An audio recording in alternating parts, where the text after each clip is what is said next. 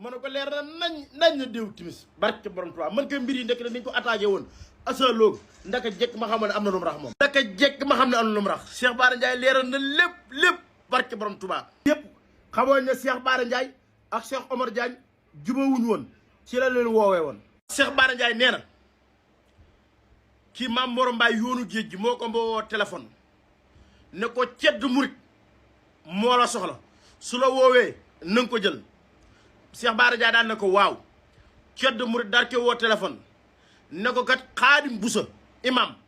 moo la soxla su la woowee na nga ko jël Cheikh Bara Ndiaye daan ne ko waaw léegi cedd murit jël numéro ki nga xam ne mooy Xaadim Busa mbaq ko Cheikh Bara Ndiaye daal di woo ki nga xam ne nii mooy Xaadim Busa Cheikh Bara nee na bi mu demee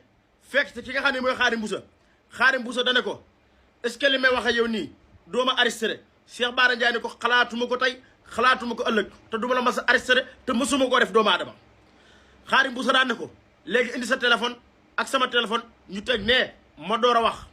léegi bi ñu jëlee ñaar téléphone teg ne Xaadim Busa daal di wax bi mu waxee nee na la mu wax nag du ko wax ndax lu mu doon nëbb la te lu ñu nëbb du ko génnee waaye nee na ko carrément bi mu wax ak moom bay génn ci la ko joxoon ne ko yow kon Mercedes lii nga jël taxi nga jël Cheikh Bara na ko taxi de laa jël mu ne ko oto bee di Mercedes li ma la sant bis boo ko defee boobaa kat oto bii da nga ko am nee na nag moo tax mu jàpp ne ñii taxaw di attaqué ki nga xam ne nii mooy Cheikh Omar Diagne muy Ceddo Murit Mame Mor Mbaye yoonu géej gi